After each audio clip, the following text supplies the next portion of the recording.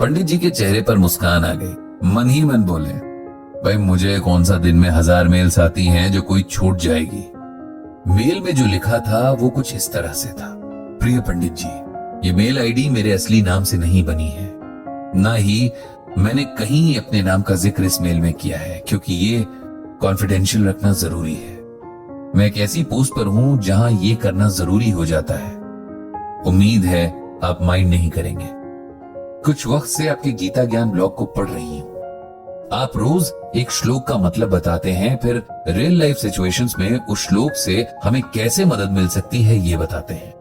ये सब मुझे बहुत इंटरेस्टिंग लगता है। साथ ही जिंदगी जीने का नया नजरिया, प्रॉब्लम्स को देखने का नया सलीका भी मिलता है।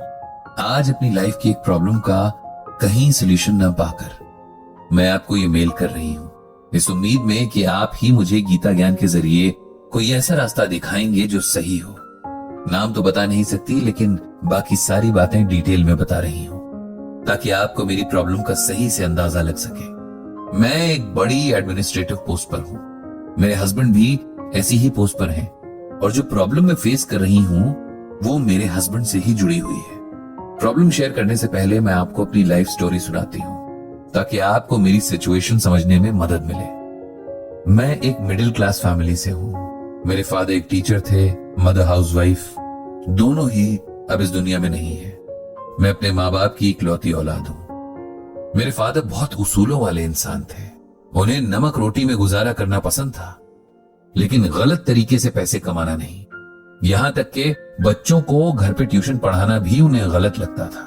उनका कहना था कि अगर टीचर क्लास में सही से पढ़ाए तो बच्चों को अलग से पढ़ाने की जरूरत ही नहीं है। मेरी माँ भी बहुत सिंपल सी लेडी थी, ज्यादातर टाइम घर के काम और पूजा पाठ में लगी रहती।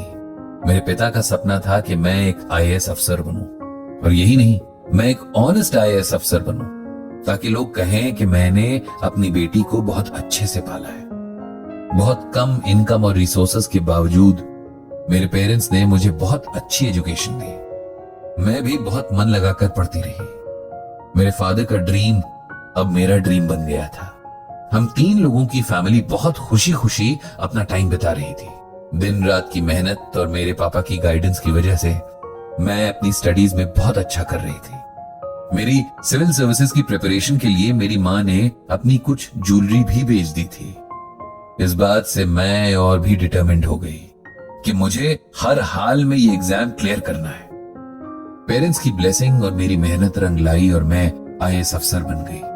इस बात से मेरे पिता जैसे 7वें आसमान पर थे, और मेरी खुशी का कोई ठिकाना नहीं था। ट्रेनिंग के लिए निकलने से पहले पापा ने बार बार मुझे याद दिलाया कि मुझे अपना काम बहुत ईमानदारी से करना है। मैं भी उन्हें बार बार यकीन दिला रही थी कि मैं कभी भी उन्हें डिसअपॉइंट नहीं करूंगी। ट्रेनिंग पूरी हुई और मुझे दूर दराज के इलाके में पोस्टिंग मिल गई। ट्रेनिंग के दौरान मेरी दोस्ती एक ऑफिसर से हुई। सर्विस के दौरान ये दोस्ती धीरे धीरे प्यार में बदल गई। हम दोनों में बहुत सारी बातें अलग थी। वो बहुत रिच फैमिली से था, उसके फादर बहुत बड़े बिजनेसमैन थे।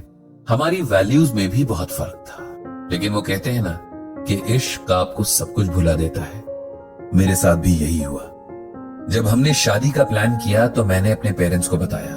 मेरे फादर को वैसे तो कोई एतराज नहीं था, बस उनका ये कहना था कि हम जिस माहौल में, जिन वैल्यूज के साथ बड़े होते हैं, उनका असर हमारी लाइफ के हर हिस्से में पड़ता है। कहीं ऐसा ना हो कि तुम दोनों के डिफरेंसेस तुम्हारी शादी को भी अफेक्ट करें। मैंने अपने पिताजी को कन्विंस किया कि ऐसा नहीं होगा, हम दोनों बहुत समझदार हैं, इसे मैनेज कर लेंगे। तो मेरे फादर मान गए और हमारी शादी हो गई। कुछ टाइम तक सब ठीक चलता रहा, लेकिन वक्त बीतने के साथ मुझे कुछ चीजें रियलाइज होनी शुरू हो गई। मेरे हस्बैंड को एथिक्स से कुछ लेना देना नहीं था। अपनी पोस्ट और पावर का वो पूरा फायदा उठा रहे थे। रिश्वत लेना उनकी नजरों में कोई क्राइम नहीं था, बल्कि रिश्वत लेना तो उनका हक था। मैंने उन्हें समझाने की बहुत कोशिश की, लेकिन उन्होंने हमेशा मेरा मजाक उड़ाया। हद तो तब हो गई जब उन्होंने मुझे दकियानूसी सोच की बता दिया, और मेरे पिताजी को भी। इस बात से मैं बहुत हर्ट हुई और मैंने इस बारे में अपने ससुर यानी फादर इन लॉ से बात की।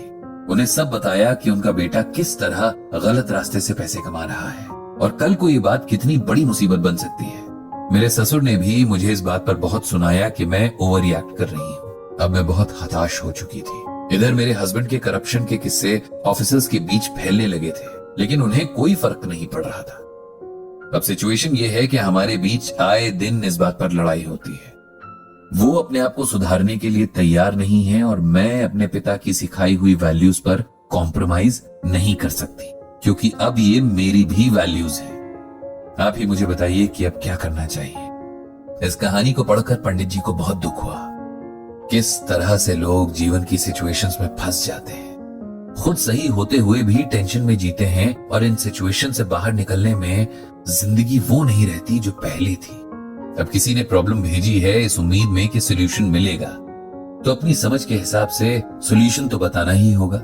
इसीलिए पंडित जी ने ये जवाब लिखा। आपकी सिचुएशन में समझ रहा हूं, सही होते हुए भी आप सफर कर रही हैं, इस बात का मुझे अफसोस है, लेकिन हमें कुछ ना कुछ डिसीजन तो लेना ही होगा। इसीलिए अपनी समझ के आधार पर आपको गीता का ये श्लोक भेज रहा हूं। आप इसे समझो और अगर इससे कोई मदद मिले तो अपने जीवन में आगे बढ़ो। श्लोक इस तरह से है।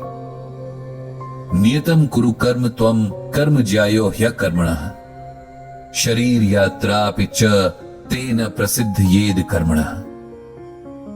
इसका अर्थ इस तरह है कि तू शास्त्रों में बताए गए अपने धर्म के अनुसार कर्म कर, क्योंकि कर्म न करने की अपेक्षा कर्म करना श्रेष्ठ है, तथा कर्म न करने से तेरा शरीर निर्वाह भी नहीं सिद्ध होगा।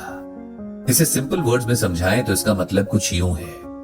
भगवान श्री कृष्ण अर्जुन को समझाते हैं कि हर मनुष्य को अपने अपने धर्म के अनुसार काम करना चाहिए।